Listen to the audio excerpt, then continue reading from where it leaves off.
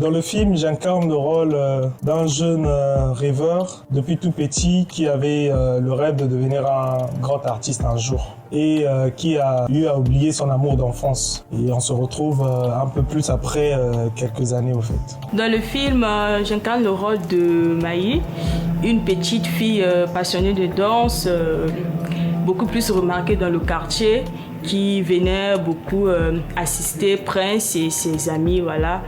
Et c'est à partir de là qu'il y a eu un coup de foudre et tout. Étant petite, j'étais déjà amoureuse.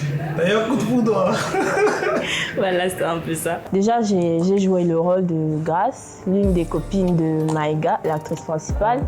Et le rôle n'était pas assez compliqué, bien qu'au début, j'avais quand même quelques difficultés, mais après, tout a coulé comme de l'eau. Dans le film, je joue le rôle de la directrice de l'orphelinat, qui doit organiser entre l'équipe variée les filles en quête de liberté, des enfants associants qui ne pensent qu'à des bonbons, un Basile têtu et moqueur, et des jeunes hommes inexpérimentés au domaine du service. Vous savez, c'est pas facile de passer de jardinier à barman. Hein. Dans ce film, j'ai été recruté en tant que jeune sapeur et que j'étais appelé à incarner le personnage d'Antoine.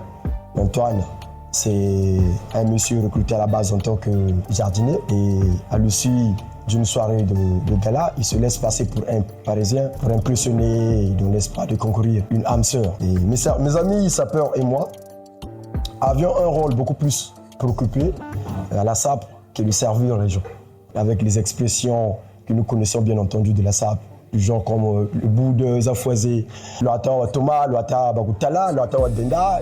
C'est des expressions comme ça qui concordent avec le personnage que nous avons incarné.